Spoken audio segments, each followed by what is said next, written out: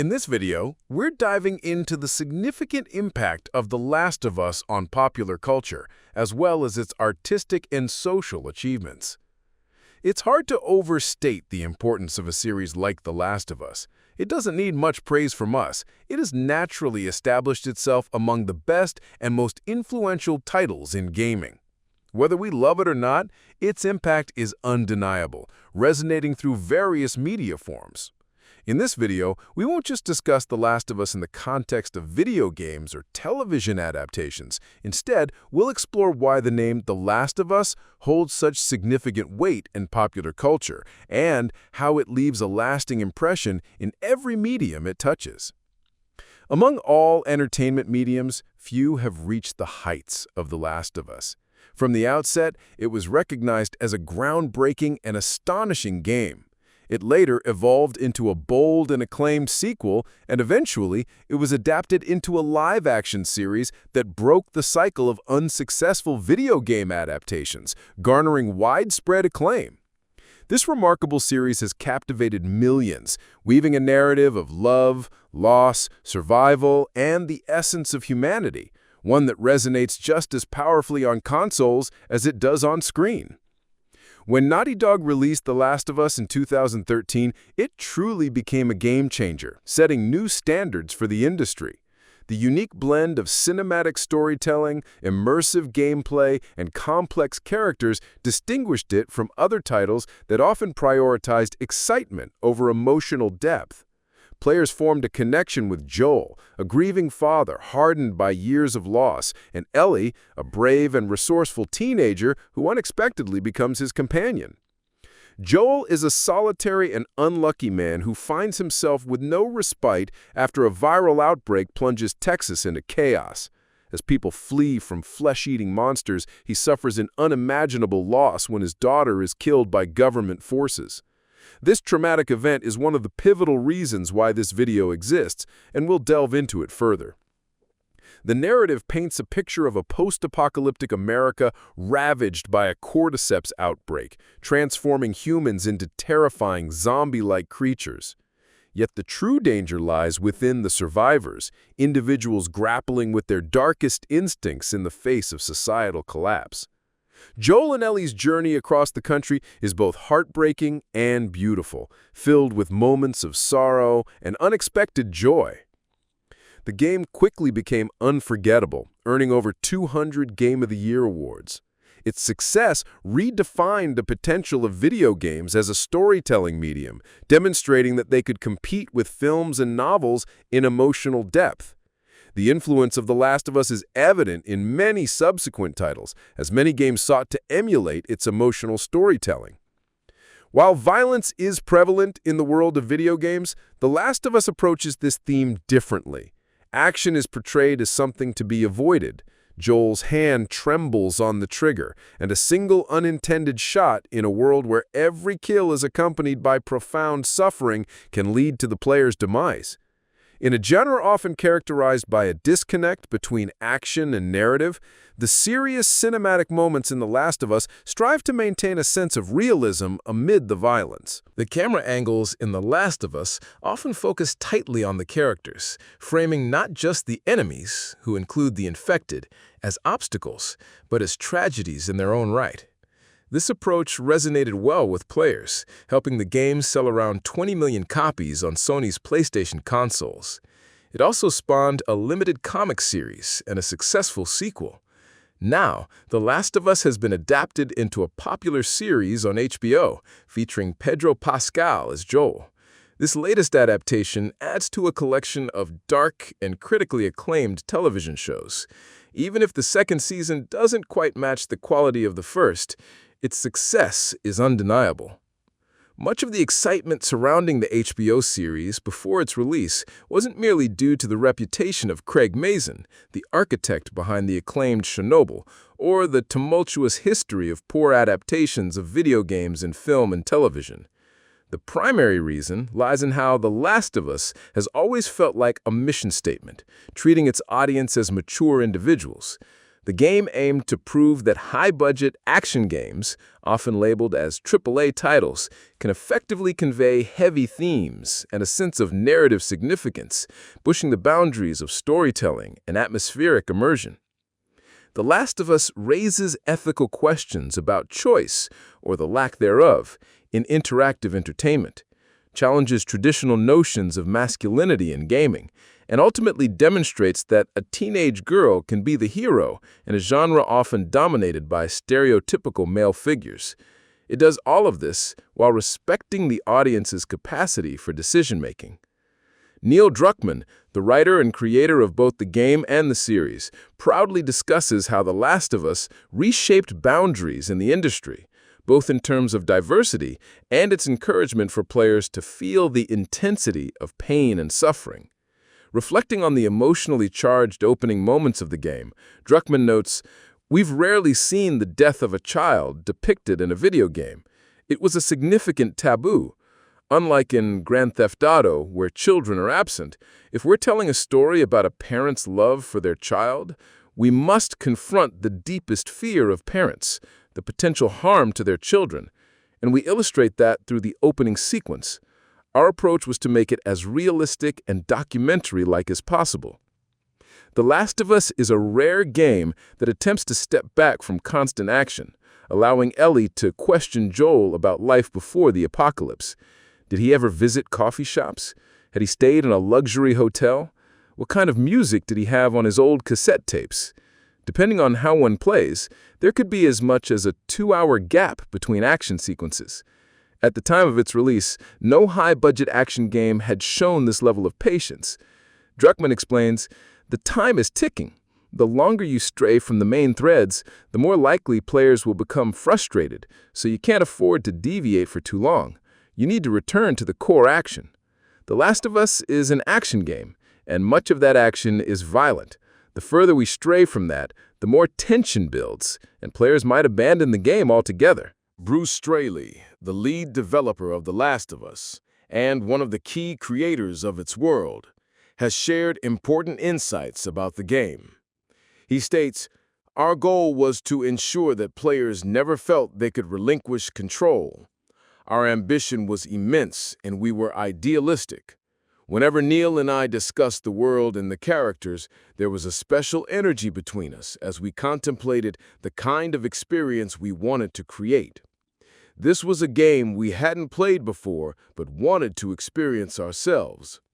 The concept of building a relationship between two characters that evolves throughout the game was incredibly exciting for us, as it allowed players to connect with them on a deeper level than in any other game." Following the release of The Last of Us and its subsequent successes, people began to scrutinize its details more closely. Undoubtedly, one of the main reasons for its success is its bold and innovative story, something we hadn't seen before in the gaming industry. As Joel and Ellie journey through a ravaged America, The Last of Us feels less like a typical zombie game and more like a poignant exploration of unprocessed trauma. Joel starts to see the world through Ellie's eyes, and Ellie, who has never ventured outside military zones, often finds beauty amid the ruins.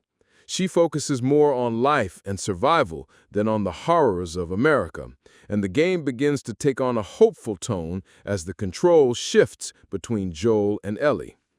It also evolves into a character study of how Joel confronts reality.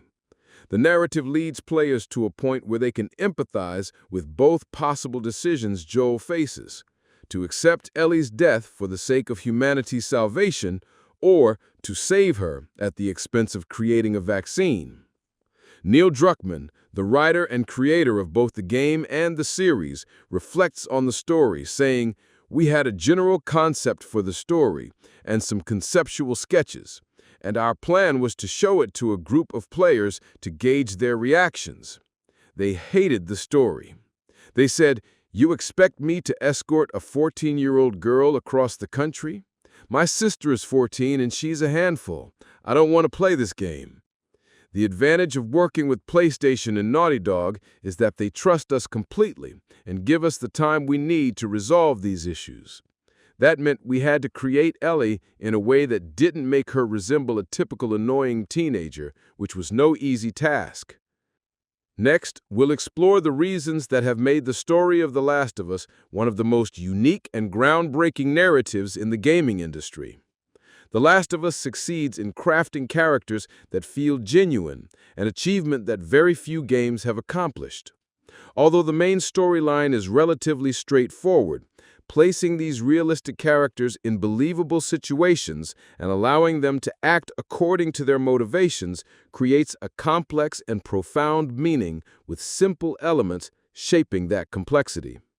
Rather than relying on artificial philosophical musings, the game naturally immerses players in the moral dilemmas presented, enabling us to connect more deeply with every conflict and narrative twist. One key aspect is how The Last of Us creates characters that feel authentic. Their dialogue, appearance, and movements are uniquely tailored to each character. This is a remarkable achievement for a video game, as characters in many games are often criticized for being flat and lacking real personality. At its release, The Last of Us helped transform this significant issue within gaming. Most video game heroes today are typically portrayed as muscular male soldiers named Jack or John, willing to crush enemy skulls in pursuit of revenge for the deaths of their wives, sisters, children, or even beloved pets. They are often just stand-ins for the player. Part of this relates to psychological theories suggesting that players immerse themselves more deeply in games where they feel they are the hero, making characters feel like distractions. However, many games attempt to create interesting characters, and in doing so, often fall short. But why is that? A significant aspect of character creation in video games lies in the collaborative nature of game development.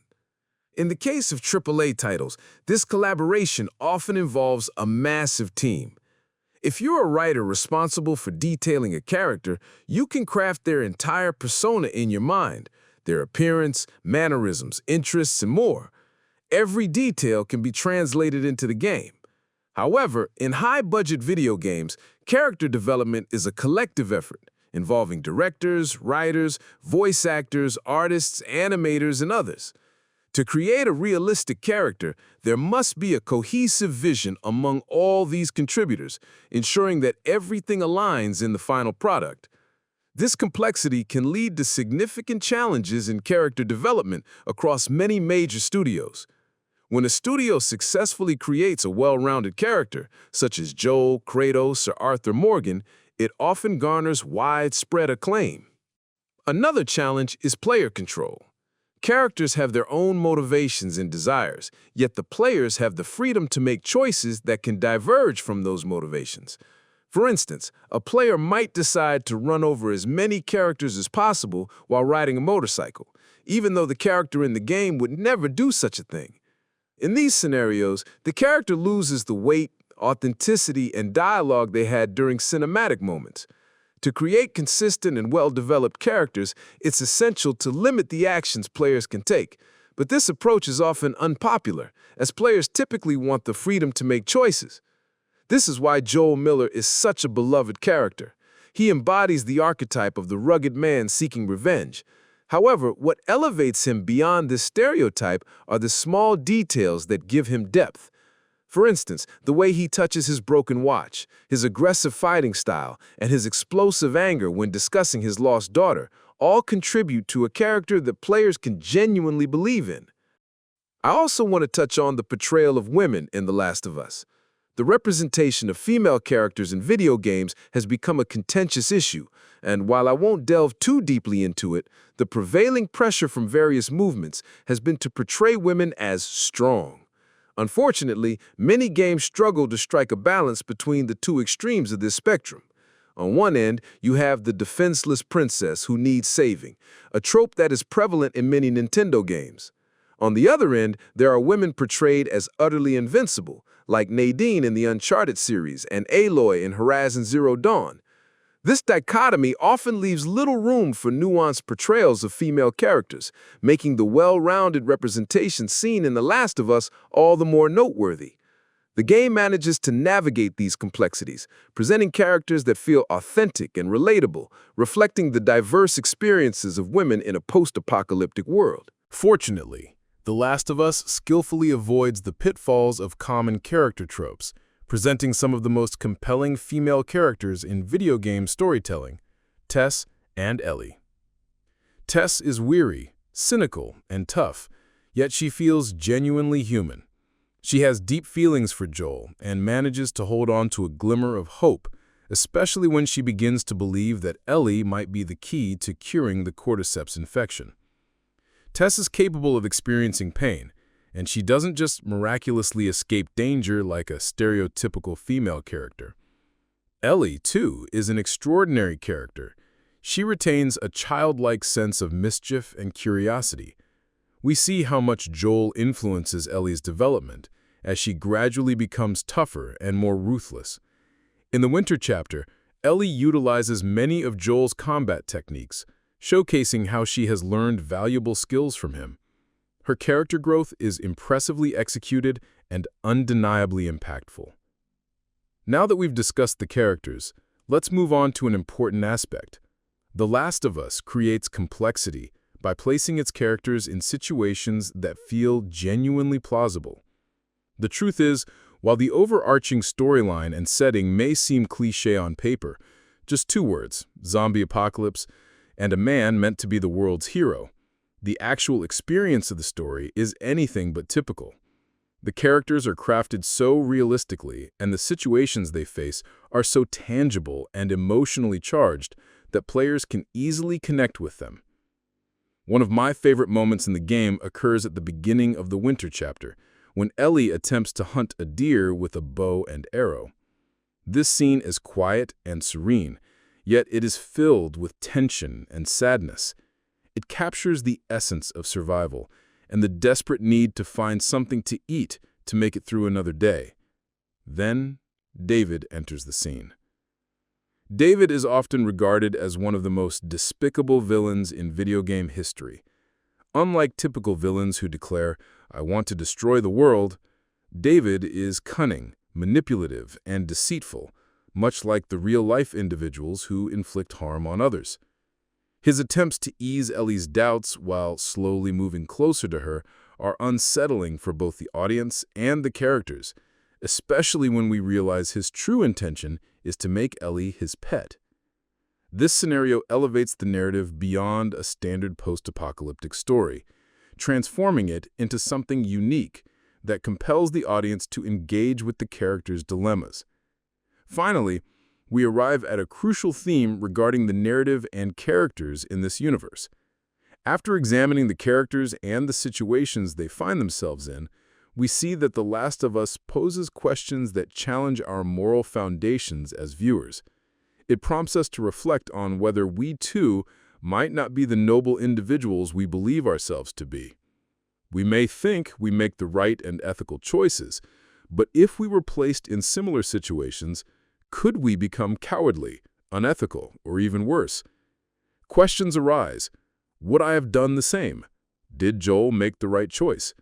Does the world truly operate like this in a state of emergency? A significant aspect of The Last of Us is how it poses profound questions and dilemmas without adopting a preachy or judgmental tone. The game respects players' time and intelligence, allowing them to draw their own conclusions. One of the most pivotal moments occurs when Joel makes his final, heart-wrenching decision at the end of the game. Through audio logs found during the gameplay, we learn that creating a vaccine from Ellie's blood isn't guaranteed, while her death is certain. Despite his lack of knowledge about this, Joel chooses to save Ellie by killing those who would perform the procedure, including an unarmed doctor and nurse, effectively dooming humanity's chance for a cure. This raises important questions. Did Joel do the right thing? Would we make the same choice? The game challenges players to reflect on their moral compass without providing clear answers, allowing them to grapple with the complexities of the situation. Now, I can't discuss The Last of Us without mentioning the character known as Ish. The character development in this game is truly remarkable, and even though we only see Ish through a child's drawing, he has become one of the most beloved figures in the franchise. Among dedicated fans of The Last of Us, Ish is even more popular than Joel Miller, the protagonist who built one of the most compelling narratives in gaming, only to see it all crumble in the end. The game manages to create such profound character depth without ever showing Ish's face, relying solely on in-game writings to depict his story, a feat that is truly commendable. Now, consider yourself in Neil Druckmann's position. What path would you take to create a sequel to the immensely successful The Last of Us? Let's explore an easy and appealing route. Ellie discovers Joel's lie, distances herself from him, and they embark on a journey across America to develop a vaccine and save humanity, ultimately becoming undeniable heroes. Given that Joel's character had gained immense popularity, turning him into a hero in the sequel would have seemed like a safe and risk-free choice. With Naughty Dog's technical prowess in game development, combining these elements would not only result in a technically successful game, but also a popular and marketable one. However, consider what would happen if the developers chose this straightforward approach. There wouldn't be nearly as much discussion surrounding the game after all these years. The boldness of the narrative wouldn't be recognized as much, nor would its impact be compared to that of the first installment in the gaming world. After all, Neil Druckmann possesses a profound understanding of storytelling, and it's clear that he wouldn't opt for the easy route. After all, choosing the safe path wouldn't have made him one of the greatest game developers in history. Instead of taking one of the 10 logical and safe paths for the sequel, Naughty Dog bravely chose the 11th and riskiest option to achieve greatness. 7 years after the release of The Last of Us, fans were eagerly awaiting The Last of Us Part 2. Despite all the rumors and leaks, the anticipation before the game's launch remained intense, even among those who weren't fond of the first installment. Finally, in 2020, after much anticipation, the sequel was released, and despite the controversy, it became one of the most critically acclaimed games in video game history, collecting numerous Game of the Year awards. So, what did Naughty Dog and Neil Druckmann do for the second installment? The beloved character Joel Miller, who was initially portrayed as a strong and emotional hero, systematically takes down enemies throughout the game. However, the reality is quite different. In the beginning of the game, Joel is killed by a mysterious character, leaving players shocked. Naughty Dog eliminates one of the most popular video game characters right at the start. This bold decision was so groundbreaking that many players put down their controllers in those early hours of gameplay, unable to continue. How could the game go on without Joel? Why did they kill him off so abruptly? These are just a few of the questions many asked during those initial days. When we talk about the impact of a work on popular culture, this is precisely what we mean. The cultural shock was so profound that a wave of disbelief washed over audiences as they processed what they were witnessing. Even years later, discussions about that decision continue, and many still can't believe Naughty Dog took such a significant risk. What's even more surprising is that Joel's death wasn't the last or even the biggest risk in the game.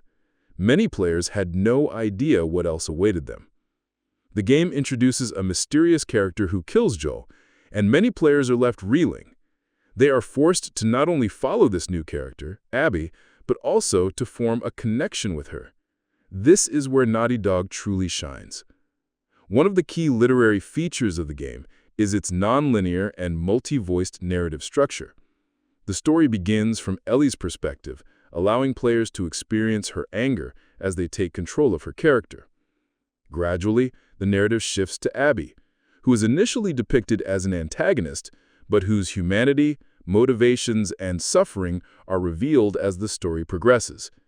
This shift in perspective challenges the audience's empathy and forces them to navigate moral complexities, engaging with both sides of the conflict and exploring the grayest areas of human experience, a theme prevalent in modern literature akin to the works of Faulkner or Dostoevsky. Comparing The Last of Us Part 2 to great literary works, especially 20th century modern literature, is one of the richest avenues for understanding the depth of this story. In terms of tone, theme, and structure, The game shares similarities with authors like William Faulkner, Dostoevsky, or even Camus, works that tread the line between ethics, psychology, and tragedy.